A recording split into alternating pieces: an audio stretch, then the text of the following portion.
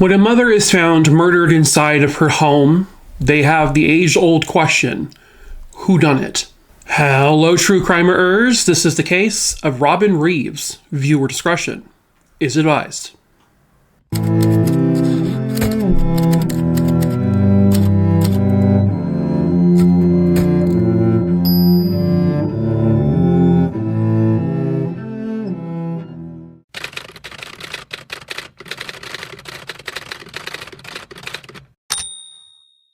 This case takes us to Thompson, which is in McDuffie County in Georgia. That is where 35-year-old mother Robin Lee Reeves lived, and she was actually born on Valentine's Day of 1966. Her mother would always refer to her as her truest Valentine. Robin would be described as someone who was just a really sweet person. She was incredibly kind. She was artistic. She actually loved playing sports. She was very gifted athletically. She also loved to draw. She would leave like little doodles around the house as she was growing up, like for her mom. Robin was also a really popular young girl as she was growing up into junior high, into high school.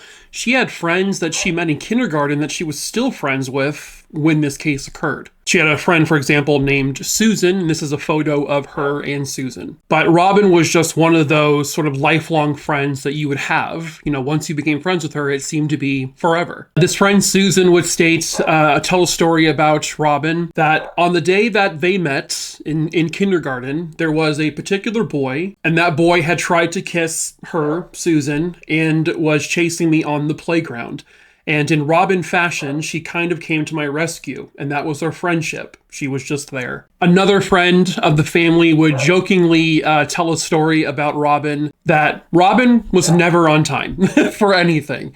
You had to tell her to be somewhere an hour earlier than she was supposed to be so that she would be there on time. But that was Robin. That's just kind of who she was. She was this very bubbly, outgoing person. When this case occurred, she's actually working at Augusta Technical College there in Georgia. And even at work, she was a bit of a goofball. She was a prankster. One story that a coworker would say was that, quote, one gentleman who was responsible for vacuuming the hallways and the offices, she, Robin, would always go and unplug his vacuum cleaner.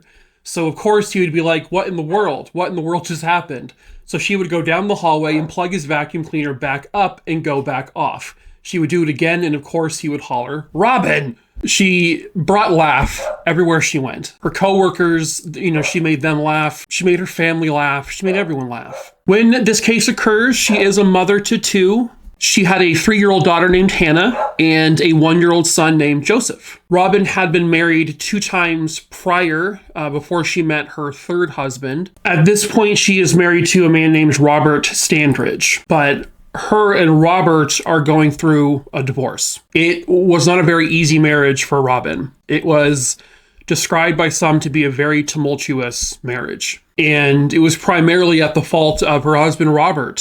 He was aggressive. It caused her, as her friends would say, a lot of extreme mental aggravation. It got to a point where during the divorce process, she's having to file restraining orders against him because he keeps showing up at her house unannounced and also unwelcomed. He would show up at the front, of her house, standing in the lawn, basically harassing her from outside. She had to call police to have him removed all the time. And he almost seemed to be stalking her because there would be times where friends would come over and, Robert would be nowhere to be seen in the neighborhood. But as the friends would back out of the driveway at Robin's driveway and begin driving down the road, boop, suddenly they see Robert coming.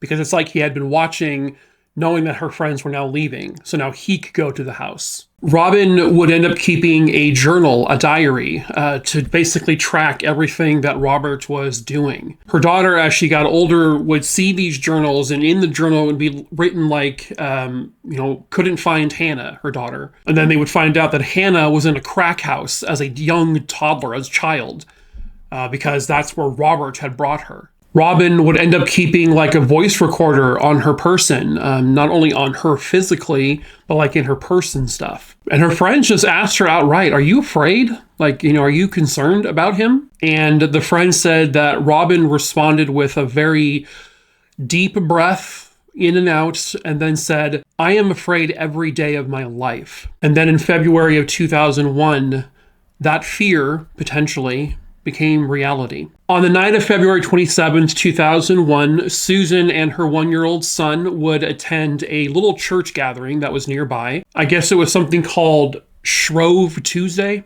And that night was pancakes for supper night. There was bacon, there was sausage, there was, pancakes and syrup. And by all accounts, Robin was having a great time. She was laughing. She was her normal self, talking with her friends, her family. Her mom was there as well. Her 1-year-old son seemed, just kind of be in heaven. Joseph was kind of moving around a lot, and he was having fun. The last images that her mother has of her and all of her friends and acquaintances from this church is of a happy woman. She was happy that night. She was happy with her son being there. Her daughter Hannah was actually with Hannah's father that night, and she was just having a great time. And then it came time for her and her son to leave, and they packed up and went back home. They left the church at about 7:15 p.m. that night. Her mom, who was going to be staying behind at the church to help clean up, would give Robin a kiss and said, "I'll see you a little bit later." They actually lived essentially next door to one another. And Robin told her mom, "Please call me when you get home, just so I know you got home okay." Again, that's how Robin was. Robin never answered the phone when her mother, Faye, called. Robin never called her mom. Hannah's father called Robin's house that night because, it was sort of like a traditional thing. When he had Hannah, they would call and talk to Robin and say, "Good night, I love you." But when he tried calling her that night, she did not answer. No one did. Robin's mom kind of walks next door. She looks in the house. Most of the lights are turned off. She can see down the hallway that Joseph's bedroom door is open, which is what normally would be the case with the light on. And so her mom thought, okay, maybe Robin just, fell asleep. I'll try her tomorrow morning. She tried calling the following morning. She still got no answer. No one answered the phone. No one could get a hold of Robin. Her mom then calls Robin's employer, and someone answers for her and says, I don't know what to tell you, but Robin didn't show up to work this morning, and that's not like her. She didn't call us or anything. And they said, we're kind of concerned because she's never done this before. And so Faye hangs up the phone and she walks next door with a key to the house that she has. She opens it up. She goes inside and she finds her daughter, her only daughter. Robin was lying on the ground in a pool of blood. And there was blood all over the walls and everything surrounding her. She, her mom went down to say, Robin, wake up. Are you okay? Obviously just in a state of shock. Robin did not respond. Robin almost felt kind of cold to the touch. Her mom, not thinking about the baby in the house or anything, she's just in such a state of complete and utter shock, as I'm sure most parents probably would be. She runs out of the house. She doesn't even call 911 from Robin's house. She goes to a neighbor and says, "Can you please call 911? She's obviously extremely distraught." So police arrive and, they enter the home and they confirm that, unfortunately, Robin is deceased. There would be no saving her. Thankfully, the 1-year-old boy, Joseph, was in the home. He was in his crib or his bed, and he was okay. He was left completely unharmed. Robin had been cut and slashed and stabbed numerous times. Her face had been so badly cut up that it was basically like falling apart. Robin's arms were found like this, kind of over her, and that was a sign to them that she had tried to prevent her attacker from, stabbing. That she probably had some defense wounds on her, trying to protect herself. But her arms had just cuts and slices all over them. Robin's mom believes, because I guess when she had looked in the house the night prior and she saw Joseph's door open with the light on, but Robin's door, she couldn't tell if it was open or not, but there was no light coming from Robin's bedroom. But it appeared that the following day, the bedroom door was open and the lights were on. Her mom thinks that whoever did this was already in the house before Robin got there, that this person broke in and hid in the house and waited for Robin to come home to attack her. There did not appear to be any forced entry in the house. This person was able to enter without breaking anything. Nothing appeared to have been stolen at all. So what they think happened is that the person was waiting in her bedroom and then surprised her after she put the baby down. Then an attack happened there in the hallway, which also went into her daughter Hannah's room, and obviously Hannah wasn't there that night, thankfully. There was a bunch of flowers that were on the ground, and they found the little vase that was holding the flowers, like the skinny, almost like candlestick type shaped vase, was on the ground as well. They think that Robin tried to grab that once, this all started happening as a way of grabbing something to like maybe fight someone off, but obviously was not successful. So this, by all accounts, was a targeted attack. Someone went into that home to specifically murder Robin. It's kind of one of those things you have to look at. Well, why wasn't the baby killed, right? I mean, usually when someone does this kind of thing, even though it's a 1-year-old child who really can't say anything, sometimes they end up killing the other witnesses in the house, but that wasn't the case here. Now, it was Joseph's dad who was the one giving Robin all of the recent problems with the harassment, with stalking her, trying to basically still control her life, even though they're going through this, horrible divorce. So that could play into why Joseph wasn't killed. Perhaps he was, it could have been her ex-husband who did this, or it could have been someone he hired to do this. Either way, he could have said, "Don't hurt my son." That's just speculation, though. He's never been named an actual suspect. Now, Robin had already, set it up so that basically her mother would get her 2 kids. During this custody hearing, the lawyers would ask him about a sum of money that seems to have been in his account but then was suddenly gone. It was $12,500 that seemed to suddenly just be gone from his account. And so they just asked him outright, "Did you use that money to hire someone to kill your ex-wife?" And his response was, "I plead the fifth." Not exactly an answer you want to give if you're innocent.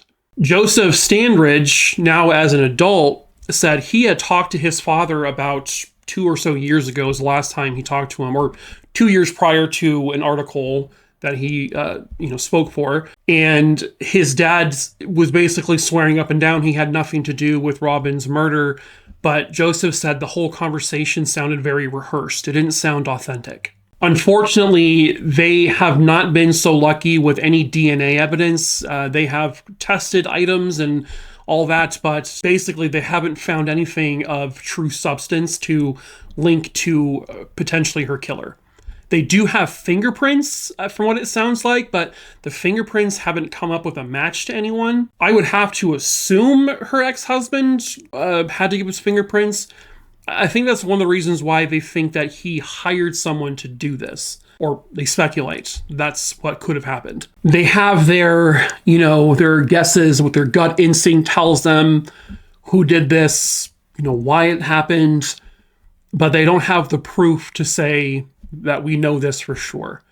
But they are confident that that proof will sometime, somewhere, come to them. They are looking at her case on a yearly basis. They are going over everything, again and again, hoping that they can see something that maybe they've missed before. They're looking at crime scene photos. They are, once again, testing items for DNA, like touch DNA. They're just not having any luck. And I think that's the biggest issue, is the lack of any substantial physical evidence. There's also no witnesses who saw anyone enter the home or leave the home. There's really no witnesses that anyone heard anything happening in the home. But they do feel confident that this was not some robbery that went wrong, that this was a random house that was chosen. They do feel confident that Robin was the intended target, and that person entered that home to kill her. Not to rape her or rob the house or anything, just to kill her. And they succeeded. But it comes down to who and why. You can speculate all you want, right? But we can't just sit here and say, yeah, that person definitely did it. And then you find out, oops, they didn't do it. And now they're suing you. So they have to be very careful about things they say and suggest. They need to have the proof to say, we know it was this person. And there are things I'm sure they have withheld from the news in terms of evidence, because if they ever do have a potential suspect in their grasps and they're interviewing them, that person may say something and slip up and say just the right thing to their ears to go, oh, okay, no one should know that but the killer. Gotcha. So I think they're hoping for a little bit of luck as well. But this didn't really happen all that long ago. I mean, this is, in the grand scheme of things, it was a short time ago. So the people who did this are more than likely still alive. And they are out there somewhere. And they are potentially a danger to other people. And there is a chance that you may know who did this.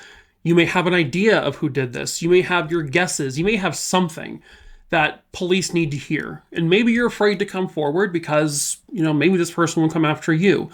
You can report information anonymously. You don't have to say who you are or how you know the person. You just have to be able to provide the information that can lead to a person's arrest and conviction and get this monster off the streets so that they cannot hurt anyone ever again. This was a mother who was taken away permanently from her 2 children. Her 2 kids have had to grow up without their mom. They barely knew her. Joseph was a year old. He didn't really know her at all.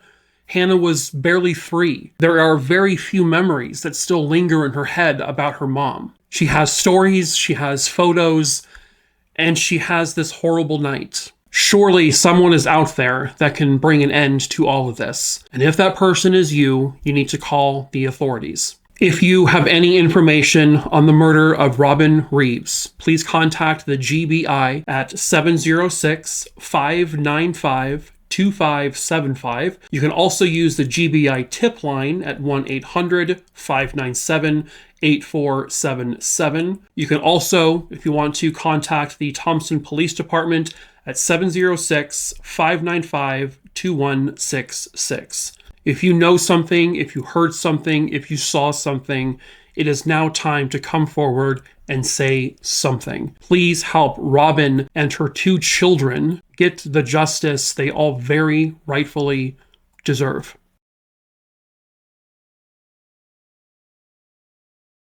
But that is it for this case. True crime, a Rooney Dooney Dingleberry Dongs. I hope you found it interesting. As usual, if you are new here, hello, my name is Mike. I tell true crime stories here on YouTube, obviously. So please subscribe if you're into that kind of thing, if you're a big cuckoo-cuckoo wackadoo like the rest of us. Leave a comment, drop a like, so that way more people can see the video. Make sure you hit the bell to be notified of when I post new videos.